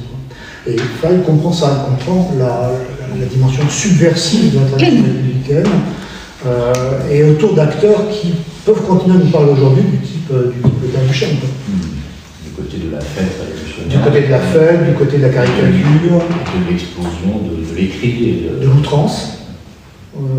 Aussi, l'outrance pour dire la raison, en fait. C'est toujours cette tension qui est chez lui. Dans l'arrière-fond de Jean-Pierre Faye, il faut toujours avoir en tête, et il le dit très précisément, que la manière dont il pense à la sociologie.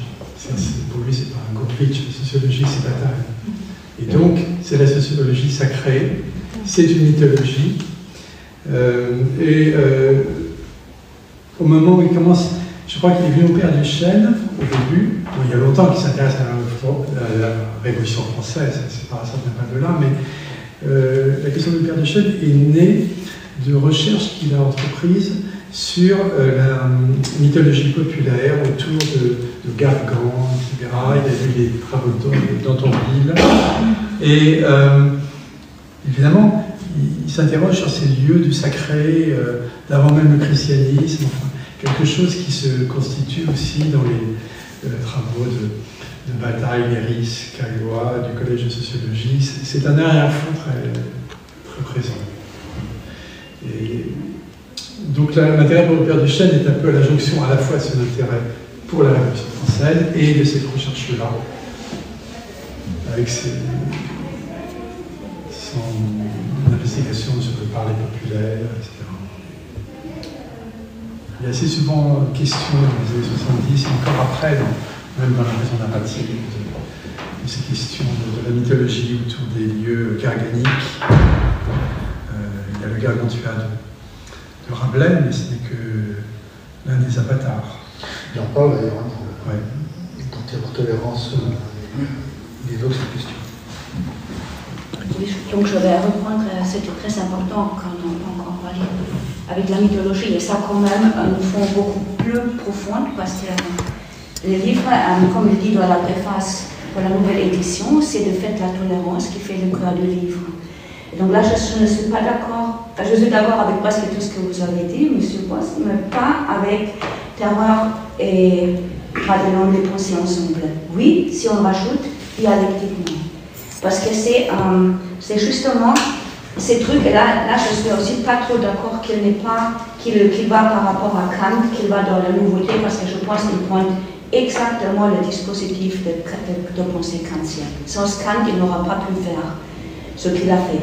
En fait, il prend le mot tolérance et il montre toutes les notions de tolérance qui ont été formulées. Accepter quelque chose, donc la tolérance est comme un fardeau, parce qu'il faut accepter, c'est un fardeau. Après, on peut accepter les autres, c'est libérateur. Et il s'achemine avec la tolérance, et c'est de fait, quand il arrive à la tolérance dans la société, c'est la société qui déclenche la dialectique, c'est la tolérance qui déclenche la dialectique dans la société, parce que chacun peut s'exprimer sans avoir peur que sa langue soit coupée. Et donc le dispositif dialectique, donc je pense qu'il le prend de Kant, parce que fait Kant, ça on le voit très bien dans ses disputes avec Herder. Herder, il cherche un savoir qui est assuré. Ça, c'était comme ça, et donc il a écrit énormément, il a déclenché une recherche sur les mythes, l'étymologie, etc. Et Kant dit, Kant le laisse parler et se moque de lui. Et après, bon, on a juste besoin de savoir une chose, c'est les limites de notre raison. Et après, on repartit de zéro. Et c'est exactement ce dispositif de dialectique de la raison que j'ai retrouvé dans ces livres, justement à travers la tolérance. Et après, donc, on arrive aux mots. Dans le mot français, il y a deux notions antiques. Et c'est ça qui est aussi, ça je vais revenir à la mythologie. Il y a la notion grecque de logos, et il y a la notion hébraïque. Et l'hébraïque, il ne le dit pas, c'est dabar, et dabar, c'est d'habitude, c'est pas traduit avec mots, et normalement on le comprend toujours comme quelque chose de plutôt rationnel, mais c'est la narration. C'est vraiment la narration. Et dans ces mots, il parle par l'exemple de la parole hébraïque qui était repris dans l'Antiquité. On a, dans le mot moderne, on a cette imbrication de l'esprit hébraïque et de l'esprit grec. Et cette dialectique interne de la pensée fait en sorte que ces fils de liberté peuvent se transmettre. Et la mythologie avec le père du chêne, ça vient de quoi? Il le ramène jusqu'à la chaîne. Mais il ne dit pas que la chaîne, c'est le mythe germanique pur. Par contre, c'est pas la tolérance et ce père du chêne qu'il essaie de faire une critique du mythe arien. Et c'est vraiment l'ennemi dans les livres, c'est les idées de 1914 et les mythes ariens. Et les idées de 1914, là aussi j'ai longtemps cherché, se mettent en opposition avec les idées de 1700. Les idées de 1914, c'est l'opposition aux idées de 1789. Et à mon avis, je ne suis pas sûre, parce que donc, je me suis arrêtée sur les 2 points. Donc, la destruction de la déconstruction de la critique du mythe arien par la notion de la tolérance. Et le deuxième point où je me suis arrêtée, c'est la reprise de ce que François Guizot a appelé l'idée latine. Et après, ça donne, parce que c'est dans cette idée latine que François Guizot a décortiqué, qu'on trouve cette imbrication de l'histoire et de la philosophie qui donne ensuite les histoires des idées. Et c'est vraiment les idées de 1914 veulent détruire la Révolution française, les idées de 1789. Et donc c'est juste pour compléter en ce qu'on a entendu. C'est tout à fait important que vous évoquiez le mythe arien, puisque il y a tout un travail antérieur dans les années 60 de Jean-Pierre Faye. Ah oui, excusez-moi, j'ai oublié de dire que les idées de 1914 c'est synonyme avec mythe arien. C'est la même chose. Qu'est-ce Emmanuel? Oui, donc dans les années 60, Jean-Pierre Faye publie dans la collection telle quelle, il est encore proche de Solers, le récit unique, qui est vraiment le début de ce travail sur les narrations, où il parle des écrits d'Augustin Thierry, de Boulainvilliers, également de Gobineau, toute cette mythologie d'une opposition entre les Gaulois et les Francs, avec effectivement le point de départ de ce qu'en tire, comme on le sait Gobineau, c'est le mythe de l'inégalité des races qui conduit à Rosenberg. Donc il y a vraiment une continuité ici du travail, et le récit unique, c'est un texte qui est en même temps extrêmement écrit, vraiment celui d'un écrivain. Là on est dans ce que Jean-Pierre Faye théorise plus tard comme une narration critique. Deux petites choses aussi que je voulais dire. Lorsque vous dites qu'il reprend le dispositif de pensée kantienne, je suis complètement d'accord. Tout ce que je voulais simplement dire, c'est que on pourrait dire que peut-être est-ce que pour Jean-Pierre Faye, son rapport aux grammaires génératives chomskiennes, et tout pour se regarder, je ne cherche pas à évaluer les personnes et les actes théoriques, le rapport de Kant à Philippe Newton. Sauf que les grammaires génératives chomskiennes sont elles-mêmes encore instables et en devenir dans les années 60, dans les discussions, et 70, dans les discussions entre Postal et Chomsky, notamment sur les sémantiques. Donc, il accompagne une science en train de se faire, puisqu'il réfléchit sur une science constituée. C'est là, je pense, cette différence. Un dernier point aussi, complètement d'accord sur le fait de faire fond sur la tolérance, puisque Yannick et moi, on pensait effectivement que c'était le mot-clé, le mot central, le cœur du dictionnaire, ce que dit d'ailleurs Jean-Pierre Faye lui-même dans son avant-propos. Et ça nous permet aussi d'ajouter un nom. Avant Kant, il y a Pierre Bell, qui est évidemment le premier penseur de la critique dans l'histoire, et aussi l'acteur de ce geste vers la tolérance explicite, hein, et deux fois Bell est cité pour cela. C'est important. Voilà. Est-ce que je peux juste, c'est aussi chez Kant, c'est aussi ce sentiment proche de l'enthousiasme que Kant a senti quand il a appris les événements en France sur la Révolution française. Et je crois que ça a déclenché, donc historiquement, ça a déclenché ce qu'on appelle aujourd'hui la psychologie, ce lien dans l'intériorité de l'homme entre l'histoire et l'individu. Donc je crois que je vais voir si je trouve encore quelque chose qui est lié à l'Institut Échecan, mais je crois que c'est un révolutionnaire qu'on n'a même pas encore compris jusqu'à aujourd'hui. Il n'avait que des difficultés. La figure de Pierre Bayle, en plus, oui. Remonter la figure du philosophe de revue, parce que Pierre Bayle est un fondateur de même la dynamique moderne de la revue, c'est la République des lettres. Oui, c'est ça.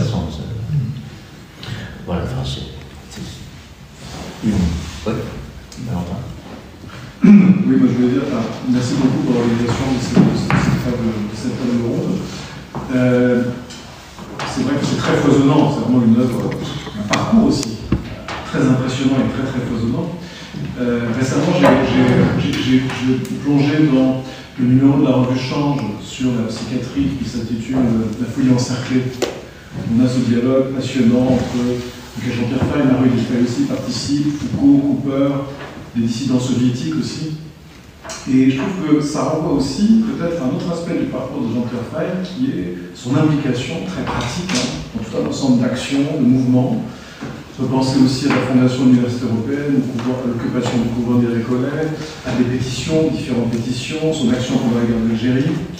Et quand Emmanuel disait tout à l'heure que pour lui le sens n'était pas enfermé justement, n'était pas donné tout fait dans le signe, je crois que dans son rapport, j'ai l'impression que cette sémantique régionale, comme tu disais effectivement, s'accompagne d'une action toujours, d'une attention très particulière, très singulière à ce qui émerge aussi du social, des mouvements aussi, etc. Donc il y a aussi dans son parcours, aussi, il me semble, dans son engagement, dans son implication sur tout un ensemble de questions, on a parlé aussi de la lutte contre la peine de mort, etc. Mais il y a aussi une multiplicité de luttes auxquelles qu'il a accompagné, auxquelles il s'est intéressé aussi, il me semble, et qui en font peut-être quelque chose d'assez, peut-être une sorte d'intellectuel spécifique à la Foucault, mais d'un genre particulier quand même, c'est-à-dire beaucoup plus transversal quelque part d'une certaine manière, parce que Foucault s'est impliqué sur certaines questions, et pas sur toutes les questions non plus. Alors il y a eu un peu la psychiatrie, mais beaucoup la prison aussi. Et Jean-Pierre Fay, quand même, beaucoup plus que Deleuze, d'une certaine manière. Deleuze par Guattari a rencontré tout un ensemble d'expériences. Mais bon, on sait que l'anti-Oedipe, c'est quand même en partie par Guattari que la psychose arrive à Deleuze. Il s'y intéressait aussi d'un point de vue théorique, mais enfin, c'est plutôt Guattari qui était impliqué dans tout un ensemble d'opérations pratiques, et Guattari aussi accompagné aussi, Jean-Pierre Fay aussi dans différents... Enfin, en tout cas, ils se sont rencontrés. Donc c'est vrai que les archives à l'IMEC, voilà, c'est un fonds qui promet énormément de travaux intéressants et passionnants, parce que ce soit dans le registre de la philosophie, de l'histoire, de l'étude des formes de militants, du rapport entre l'histoire des idées et les formes militantes. Voilà, il a participé à cette narration. Il a participé activement à différentes narrations. Voilà, c'est ça qui m'apparaît aussi. Quand on le lit, et quand on l'a connu un peu, c'est vrai qu'il avait une façon extrême, enfin il a encore aujourd'hui, je ne sais pas, c'est longtemps que je ne l'ai pas vu, mais en tout cas une façon très claire aussi de s'exprimer.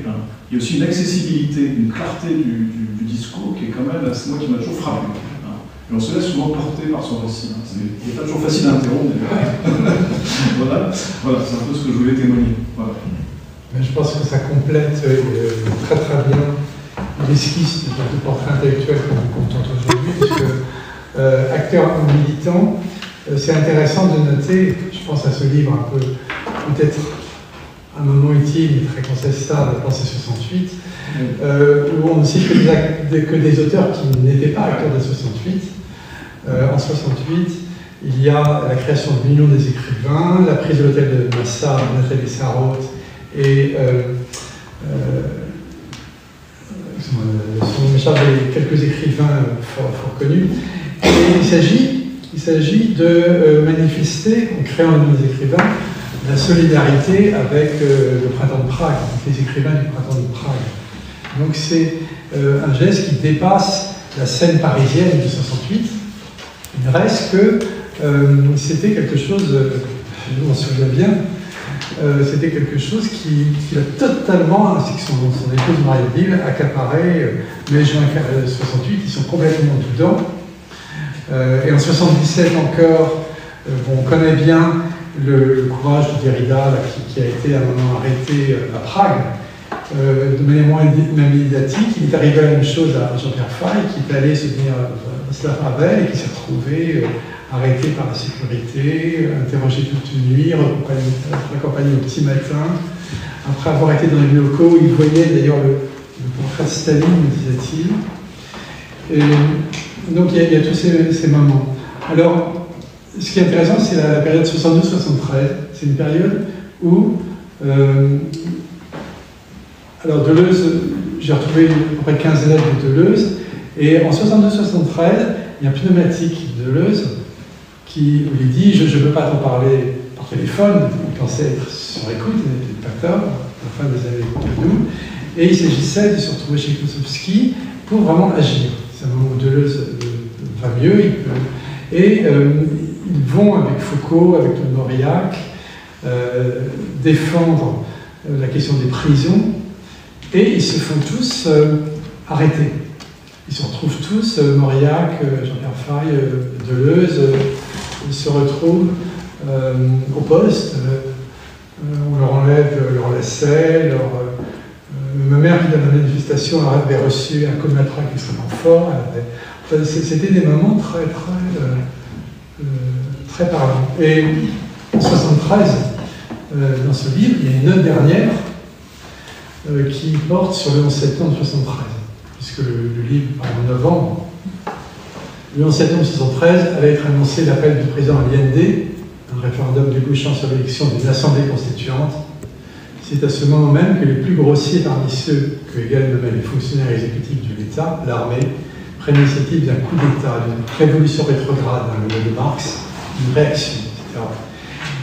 Et c'est ce qu'il appelle la note dernière. Donc vous voyez, on est chaque fois dans l'événement, et quelques mois plus tard, il y avait l'un des chefs en exil dans les partis d'opposition à l'IND, qui se trouvait en France, qui cherchait un lieu pour une conférence de presse, ce qui n'était pas tellement facile parce que le plan Condor, qui avait été mis en action, traquait les opposants politiques sur tous les continents, il y avait des exécutions, et finalement la conférence de presse s'est tenue dans l'appartement de Jean-Pierre Fay, avec des gardes du corps armés sur le palier.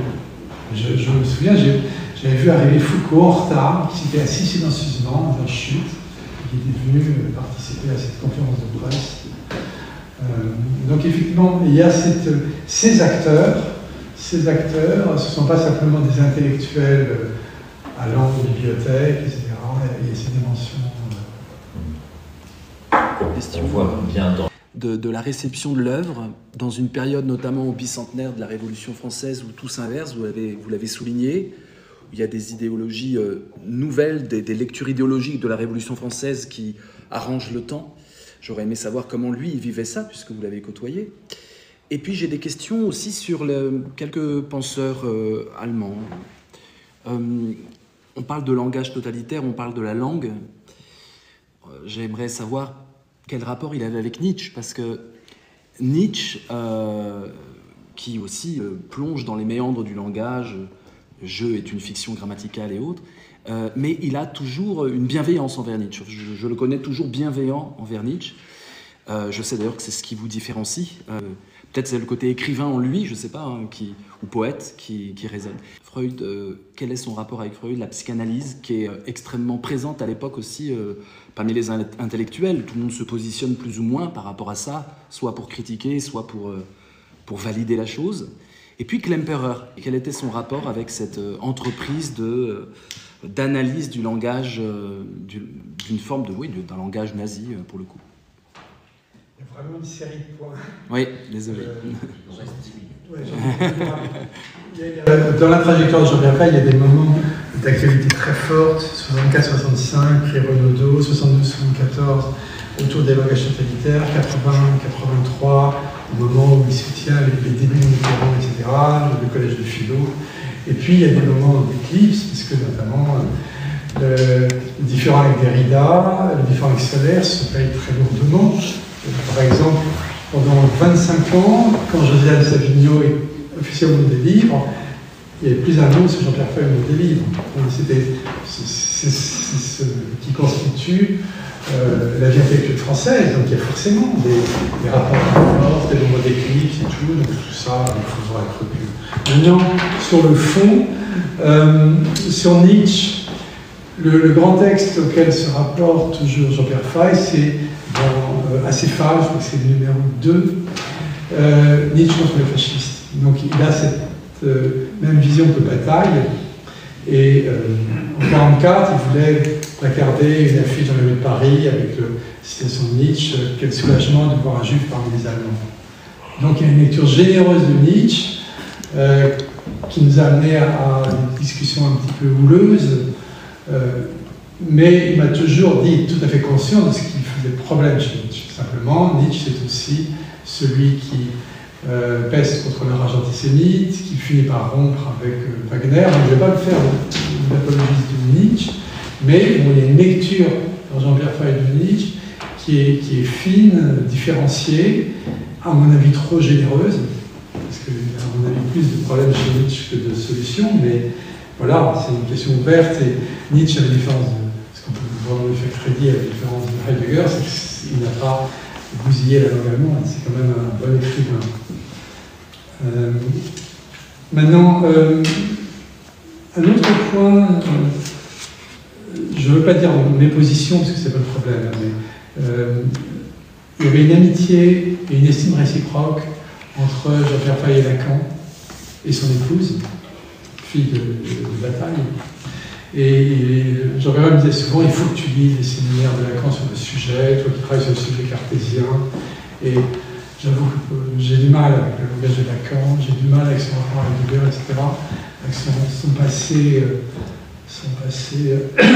maurassien. Enfin, je trouve que c'est un personnage d'autorité. Donc nous avions aussi une différence théorique sur ce point, mais il y a plusieurs séminaires et conférences de Jean-Pierre Feuille inédites sur Lacan, donc il y a un domaine énorme à explorer. Elles sont ou seront à l'INEC, j'en ai retrouvé encore. Donc ce sera aux chercheurs de s'intéresser à la lecture de Lacan par Jean-Pierre Feuille, qui est très, très importante. Il y a plusieurs volumes des séminaires de Lacan, extrêmement annotés. Donc c'était peut-être plus Lacan que Freud. Mais ce que je trouve intéressant, c'est que jamais, dans son écriture, il n'a pastiché Lacan. Combien de ses amis se sont mis à écrire à la manière de Lacan? Il n'est pas du tout dans le néologisme, il garde sa personnalité d'écrivain, mais il s'intéresse à Lacan comme penseur du sujet. Quant à Klemperer, alors là, Klemperer, ils sont évidemment dans une affinité totale, et plusieurs textes de Jean-Pierre Feuille sur Klemperer, il y a une continuité évidente dans le travail sur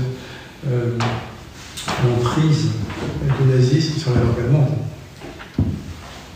J'ai répondu, mais vous avez sûrement d'autres choses. Peut-être est-ce que d'autres personnes voudraient écouter plusieurs voix? Est-ce que je peux juste rajouter quelque chose à cette question? Très courte remarque, et puis on a deux autres questions. Alors, allez-y, monsieur. Est-ce qu'on peut parler, merci Emmanuel pour la conférence. Est-ce qu'on peut parler de l'affaire, du rôle de l'honneur sauvé par Jean-Pierre Feuille dans l'affaire Robert Faurisson? Bien sûr. Et qui, contre Jean Beaufret et Jean-François Lyotard, si on peut le dire comme ça, s'est battu contre la publication de la préface du livre de Robert Faurisson par Noam Chomsky, qui a raté finalement, qui sera dans le livre, qui va infuser, on sait, aujourd'hui, tout le monde occidental, le monde arabe, la thèse de négationnisme international, et donc tous les concepts circulants, tout ça, les rangs totalitaires, tout ce dont on baigne dedans, maintenant, complètement. Et donc tu as commencé à parler à la librairie Tropique, et pas assez longuement, selon moi. Est-ce qu'on peut revenir là-dessus? Alors effectivement, il faut savoir que Jean-Pierre Feuille a extrêmement travaillé avec tous les groupes des rescapés de Ravensbrück et de Mauthausen, Alice Postel-Vinet, Jean Gavard, Serge Choumoff, sur la question des chambres à gaz. Et il est allé voir de près, il a beaucoup travaillé sur la chambre à gaz de Struthof, qui est la seule chambre à gaz présente sur le territoire français, en Alsace. Et ici d'ailleurs, il a eu une grande déception de voir que alors qu'il devait publier un article dans les temps modernes, finalement, Lanzmann ne l'a pas publié. Parce que pour Lanzmann, finalement, ne pouvait exister de chambre à glace qu'en Pologne. C'est très curieux. Alors là, c'est un problème. Donc, il y a vraiment une implication très forte. Et la préface, enfin le texte de Chomsky, qui a été écrit par Serge Tillon dans son livre en défense de Faurisson, a été un traumatisme sans retour. Donc il y a un énorme dossier, une énorme correspondance entre Chomsky et Jean-Pierre Faye. Un moment avec des télégrammes, des lettres, tout ça devrait être publié un jour. C'est vraiment un gros dossier. On l'a retrouvé ensemble en fouillant les cartons avec François Borde. Il y a un moment, Chomsky dit « Ok, tu m'as convaincu », et puis finalement, il laisse passer. Et plus grave, encore Chomsky défendant la liberté d'expression, ok, mais le problème c'est qu'il y a un portrait de Faurisson qui est complètement d'une naïveté, d'une crédibilité hallucinante. Faurisson est un c'est dans quelle année ça? Ça c'est 81. Et Faurisson est un libéral, enfin il ne voit pas du tout que c'est un pur néo-nazi. Aujourd'hui les choses sont quand même. Et encore, on ne connaît pas encore les lettres de Beaufray à Faurisson, que Faurisson publiera en 96. Et le grand traumatisme est tel que Jean-Raphaël cesse de se référer à Chomsky après. Et donc il cesse même de continuer son compagnonnage avec la linguistique. Ça a été quelque chose. Alors il y a eu d'autres éléments. Il y a aussi la mort accidentelle de Mitsurona en 84.